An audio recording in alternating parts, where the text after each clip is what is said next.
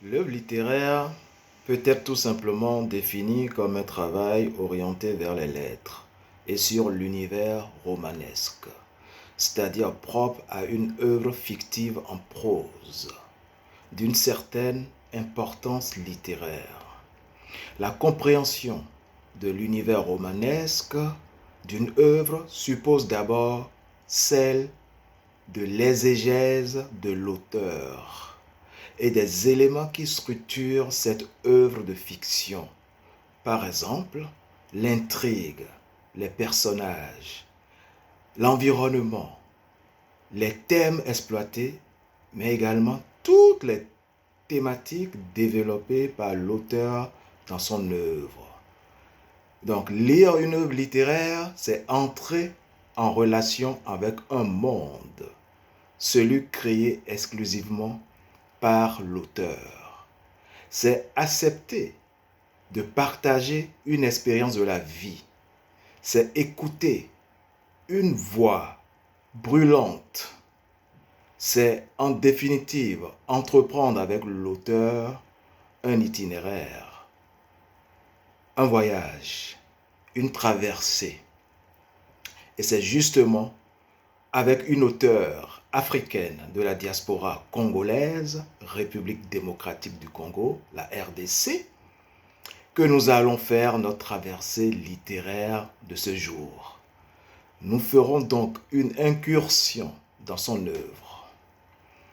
Chères auditrices et chers auditeurs, bonjour et bienvenue dans votre émission littéraire sur la radio panafricaine, l'Afrique d'une seule voix. La seule radio qui lit les livres et conjugue haut et juste le verbe découvrir. C'est un grand plaisir pour moi, Guillaume Adouvi, fondateur des éditions Ibidoun, maison d'édition de livres, partenaire de la radio L'Afrique d'une seule voix, d'avoir à partager avec vous cette émission, l'édition de cette émission, Odyssée dans nos oreilles, votre rendez-vous littéraire. Madame Ekanga Chungu, bonjour et bienvenue sur l'antenne de la radio L'Afrique d'une seule voix.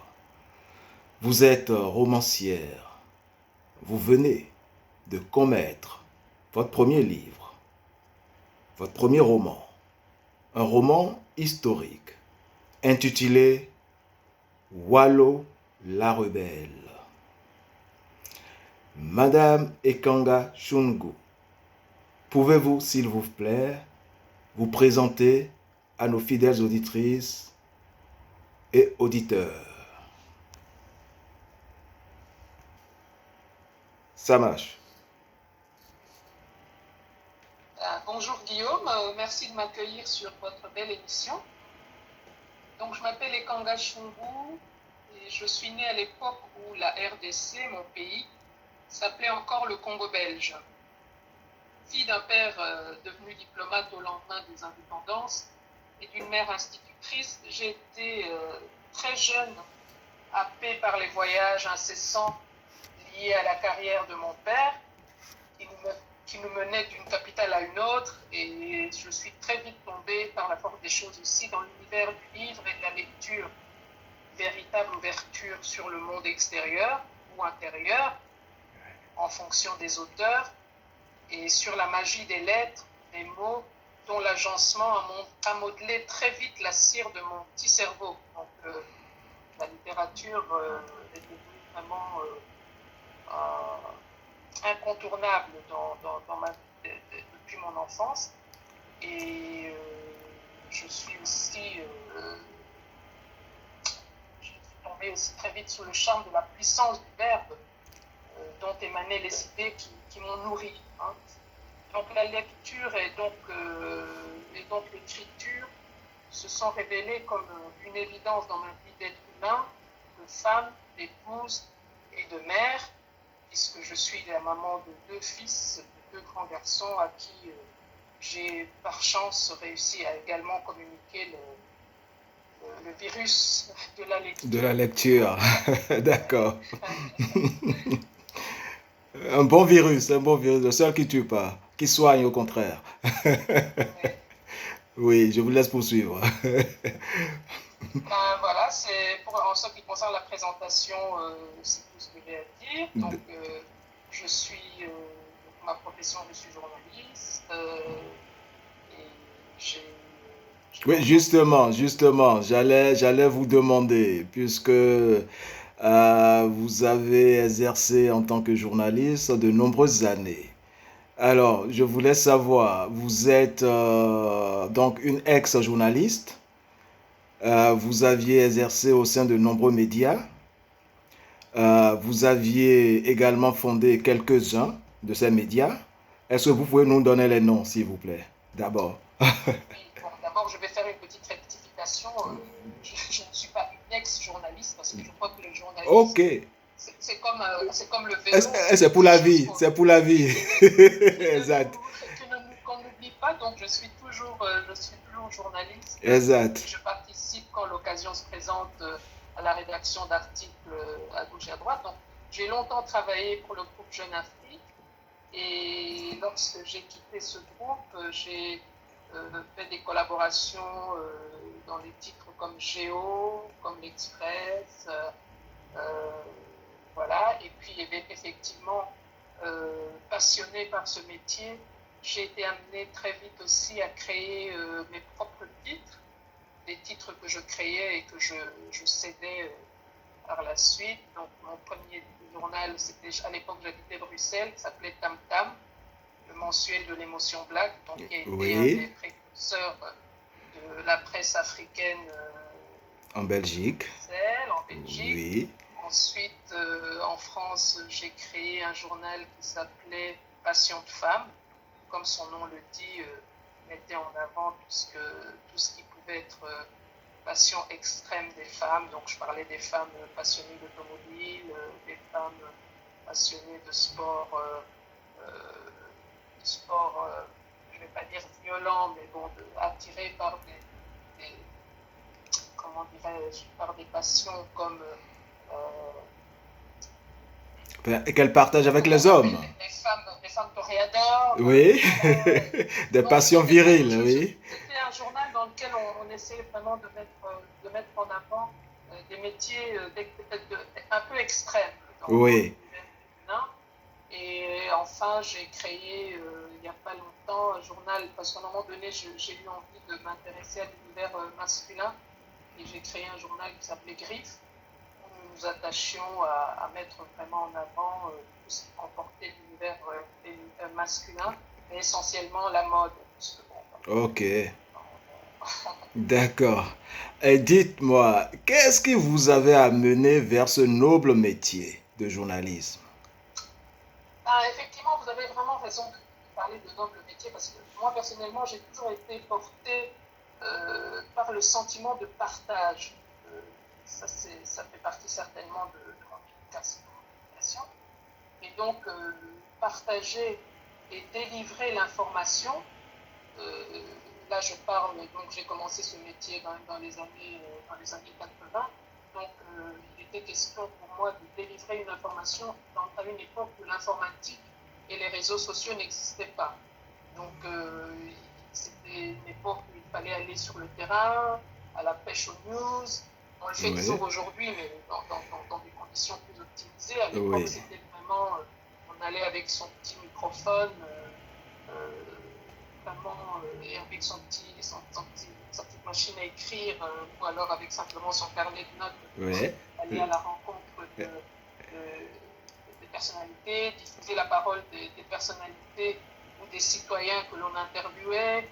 On racontait la vie d'hommes et de femmes extraordinaires. Il était question de dénicher des talents, des artistes, des idées novatrices. Il était question aussi de rester en phase avec les bouleversements et les développements de notre époque. En fait, ce qui m'a animé vraiment dans ce métier, c'était créer, innover, anticiper, raconter, euh, puisque c'était vraiment ça mon leitmotiv, quoi. La oui, rédaction d'articles, tout comme aujourd'hui l'écriture oui, de récits ou de romans sont et ont toujours été un véritable sacerdoce. Oui, mais justement, bon, c'est un autre métier, comme je disais et que vous me le relatiez.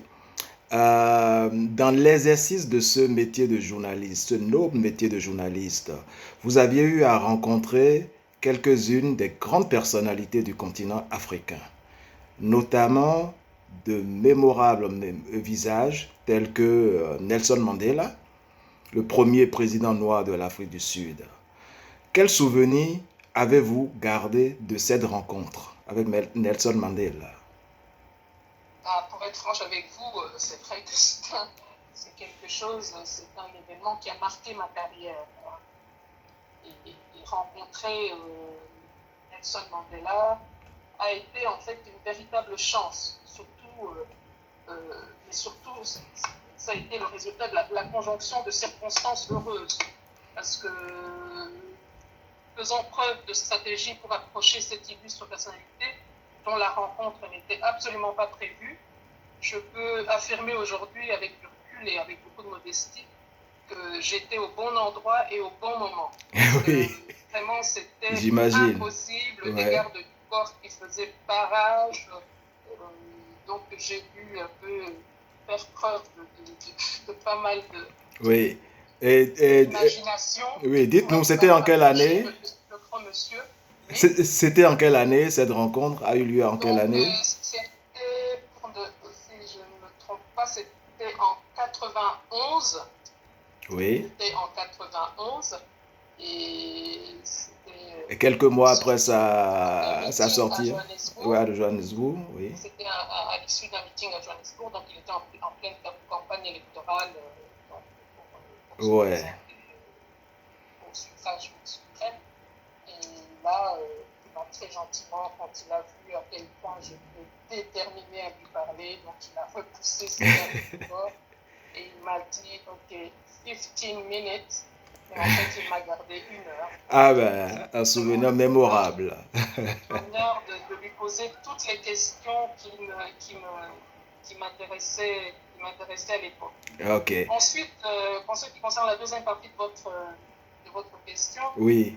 je n'ai pas eu dans ma carrière l'opportunité de croiser la route d'autres personnalités historiques. Bon, voilà, ça s'est présenté comme ça, Oui. excepté le pape Jean-Paul II que Ben j'ai quand eu le même. privilège de rencontrer lors d'une visite privée, donc ça n'a rien à voir. Mais je peux affirmer avec force et émotion que chaque individu que j'ai été amené à interroger dans mon métier, que ce soit des personnes, monsieur, madame, tout le monde, ou alors des artistes, ou alors des personnalités culturelles, des chefs d'entreprise, je tiens vraiment à préciser que toutes ces personnes valaient la peine d'être entendues, parce que pour la journaliste que je suis, chaque être humain recèle en elle, chaque être humain recèle en lui, pardon, un puits inépuisable de trésors qui vaut Exact. vraiment la peine d'être exploré. Donc je crois que qu'on soit une personnalité imminente, qu'on soit éminent, pardon, qu'on soit simple citoyen, je crois que ce métier nous met en contact avec des gens qui vous portent, enfin qui vous apportent énormément. Et je crois que c'est de ça que je me suis nourri pendant toute ma carrière. Ouais. De très beaux souvenirs. Euh, Madame Ekanga Chungu, venons maintenant à votre actualité. Il s'agit de la sortie de votre premier roman, qui a pour titre Wallo la rebelle, qui est un roman historique. Pouvez-vous nous dire à propos de cette œuvre littéraire, que pouvez-vous nous dire à propos de cette œuvre littéraire? Ce personnage Wallo, c'est une femme rebelle, certainement 2 fois belle, comme on dit, dans le verlan. Oui, tout à fait. Ce Oui, que je tiens à préciser, c'est que Wallo la rebelle m'a réconcilié avec l'écriture, parce que c'est vrai que j'ai quitté donc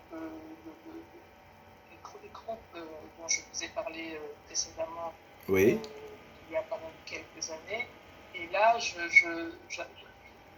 le besoin d'écrire, de m'exprimer autrement que par des articles journalistiques. Mais c'est vrai que ça me paraissait ça me paraissait presque mission impossible, quoi, parce que écrire un article et écrire un roman, c'est vraiment deux exercices complètement différents. Oui. Et là, à un moment donné, j'ai pensé, je me suis rappelé l'histoire, parce que Wallo la Rebelle émane de faits réels. D'accord. Donc, je me suis dit, peut-être que pour libérer ma plume, pour libérer ma main, ce serait peut-être plus facile dans un premier temps de raconter une histoire vraie, mais que j'ai entièrement remaniée et que j'ai remise vraiment à ma sauce. Donc en fait, Wallo la Rebelle, c'est une jeune femme qui est née au début du XXe siècle dans le Sankourou, qui est une région enclavée au cœur du Congo belge, et qui nous fait revivre des temps qui ne sont pas si lointains, où les femmes étaient soumises au dictat, soumises donc un peu pas la violence, mais à la dictature des coutumes locales qui les obligeaient à obéir à une culture, patriarcale. Patriarcale, oui. Consacrant donc la supériorité des hommes et reléguant les femmes toujours à un rôle subalterne, et sans accès à l'école, sans accès à l'emploi, sans accès au choix, enfin, n'ayant pas la possibilité de choisir librement un tout, hein, et dépendante juridiquement d'un père, d'un frère, d'un oncle, d'un mari, puisque les femmes, en tout cas à cette époque-là, Waldo étant née au début du siècle, du XXe siècle, c'était une femme qui, comme ses pères, n'avait pas de statut spécifique. Hein, donc, c'est une jeune Congolaise, en fait, au tempérament bien trempé, qui décide en fait de rompre avec les traditions de son peuple et qui abandonne tout, hein, avec détermination, le cœur lourd quand même parfois, et les poings serrés, elle décide de claquer la porte déjà de son village, de son père, de son mari, pour partir en ville, parce qu'elle avait toujours vécu dans un village, pour partir en ville où elle est persuadée qu'elle allait trouver les réponses à toutes ses aspirations, à toutes les questions dont elle ne trouvait pas de réponse auprès des siens. Hein. Donc elle part avec détermination et elle s'élève également, elle profite justement de ce départ pour s'élever contre la colonisation, l'évangélisation, et elle s'engage auprès de femmes qu'elle va rencontrer dans son périple. Elle s'engage pour l'émancipation de ses consoeurs congolaises. Donc voilà un peu en gros l'histoire qui, comme je vous l'ai dit tout à l'heure, qui est inspirée de faits réels. Hein, l'histoire de Wallo est l'histoire d'une femme d'une autre époque qui aspire à la liberté, mais qui a des résonances très actuelles, puisque les rébellions, il y a des histoires des femmes depuis toujours, ce sont des histoires qui se répètent à l'infini et dont on retrouve parfois des consonances de nos jours. Quoi. En 2023, on a encore souvent des femmes rebelles qui sous certaines latitudes, sur certains cieux, sont encore en train de se battre pour leur émancipation. D'accord. J'ai encore deux, trois questions à vous poser, si vous permettez. À quelle autre femme historique ou contemporaine, congolaise, africaine ou non, pouvez-vous comparer Wallo, l'héroïne de votre œuvre, votre roman, Wallo la rebelle? Wallo la rebelle. Ouais, le combat ou l'engagement de Wallo. Oui. Oui, comme je le raconte dans mon livre, Wallo, effectivement, a une grand-mère qui est un peu la patriarche du village et qui, comme toute patriarche, communique et transmet un peu l'histoire de son peuple, l'histoire de personnalités importantes. Wallo est fasciné par la figure tutélaire d'une dame qui s'appelle Kim Pavita, qu'on a connue sous le nom portugais de Dona Beatriz, qui était une jeune prophétesse morte en martyr en 1706, donc ça remonte quand même à une certaine époque, et qui a lutté pour la liberté et l'indépendance du peuple congolais. Hein, donc déjà, lorsque sa grand-mère lui raconte ces histoires, elle se sent vraiment inspirée et appelée à un destin qui ne sera pas similaire, mais elle se sent vraiment portée par la lutte des femmes. Et elle est également fascinée par l'histoire d'une femme qui s'appelait Marie Nkoy, qu'on appelait aussi Marie au léopard, qui est une guérisseuse célèbre qui a lancé en 1915, l'année justement de naissance de Wallo, qui a lancé déjà à l'époque une insurrection thérapeutique à l'encontre de la colonisation belge. Donc c'est une dame qui était une guérisseuse et qui a réussi à entraîner toute une série de compatriotes avec elle pour mener une guerre spirituelle, on va dire. Une Amazone. Une Amazone, ouais.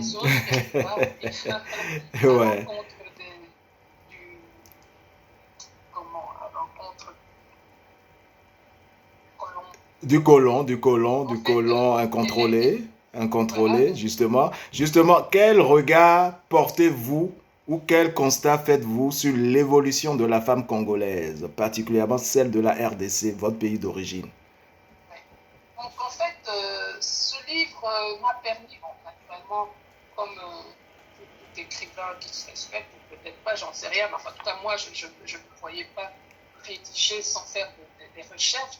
Et c'est vrai que j'ai découvert, à ma grande surprise, parce que c'est vraiment des choses que je ne connaissais pas, que la lutte des femmes congolaises remonte vraiment à une époque très très lointaine. Donc déjà cette femme, cette Wallo qui est née au début du XXe siècle, en quittant son village natal, elle va aller à la rencontre, elle va rencontrer des femmes qui, comme elle, se sont émancipées de manière quand même déjà très précoce.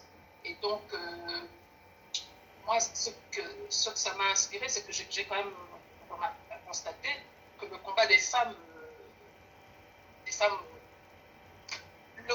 en général remonte à la nuit des temps. Oui. Et pour Wallo, qui est quand même une jeune femme analphabète, qui ne sait ni lire ni écrire, elle n'en est pas moins un esprit réfléchi, hein, et quelque part un peu brillant dans un Congo soumis au mauvais traitement de la colonisation belge. Ouais.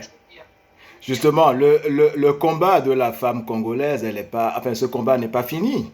En Afrique, certaines pratiques anciennes et séculaires, très contraignantes, notamment pour les femmes, ont encore malheureusement cours de nos jours. On la peau très dure. Je pense entre autres à la tradition du lévira, que vous abordez un peu dans votre ouvrage, dans certaines coutumes ou ethnies. Je parle du lévira car cela existe aussi au Bénin, au Togo et dans d'autres pays, le Niger également, d'après ce qu'on m'a dit. Le lévira, j'explique pour nos auditeurs. Le lévira, pour la bonne compréhension de nos auditeurs, c'est un type particulier de mariage où le frère du défunt épouse la veuve de son frère afin de poursuivre la lignée de son frère.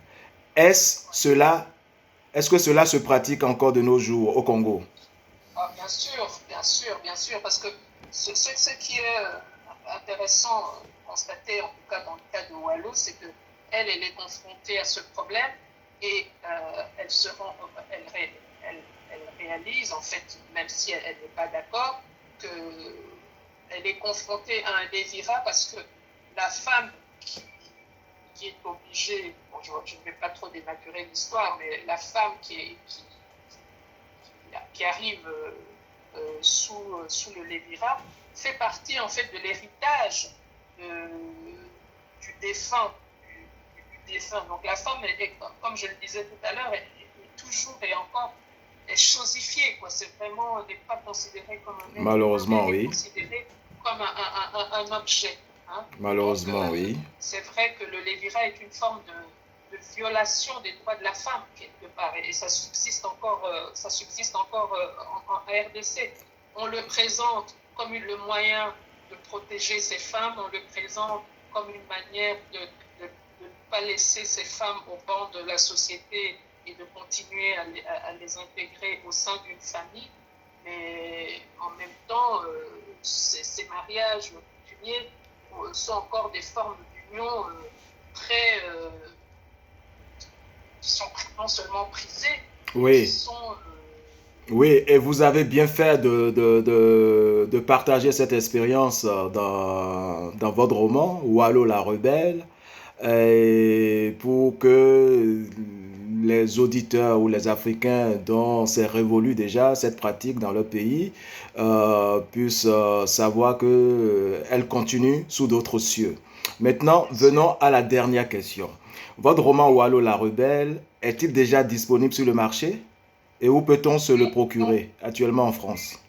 bien sûr, donc le Wallo la rebelle est sorti le 14 février. Et je tiens quand même à préciser pour ceux qui ça intéresse pas, c'est que c'est un livre qui est en auto-édition. C'est-à-dire que D'accord. c'est un livre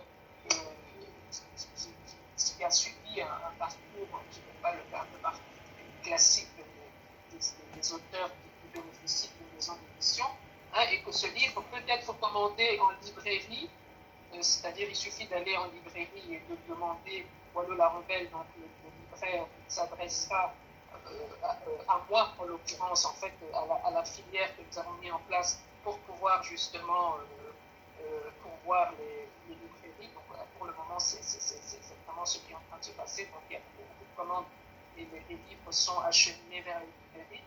Ou sinon, la formule la plus simple, je parle bien de l'Europe, de l'Occident, des pays où on peut se faire livrer facilement le livre, Oui, c'est via Amazon, où le livre est vraiment en distribution très, très accessible. En d'accord. ce qui concerne l'Afrique, on est Oui, en train de mettre en place tout un circuit de distribution, donc ce n'est pas simple. Bon, le livre est sorti à peine il y a un mois, donc nous sommes encore dans les temps, enfin, j'espère, on est en train vraiment de travailler à pourvoir les librairies sur place via les alliances françaises, via des canaux ok. spécifiques. Madame Ekanga Shunga, Shungu, on va revenir sur les canaux de distribution Oui, de votre livre. Et puisque nous, on a décidé sur la radio panafricaine, l'Afrique d'une seule voix, de vous suivre un peu. ah, c'est très donc, euh, gentil. En tout cas, je donc, suis on très, va, très touchée. oui, oui, je vous en prie, on va en reparler. Je vous demande de garder l'antenne quelques secondes, le temps que je conclue cette émission. Donc, Ben, écoutez, merci beaucoup en tout cas, et j'espère que la plupart de vos auditeurs auront envie de découvrir qui est Wallo la rebelle. exactement, exactement. Gardez l'antenne, ne quittez pas. Chères auditrices et chers auditeurs, ainsi s'achève votre émission avec un petit rappel d'agenda des événementiels littéraires de ce mois. Nous sommes actuellement en attente du démarrage du Salon du Livre de Genève qui se déroule du 22 au 26 mars.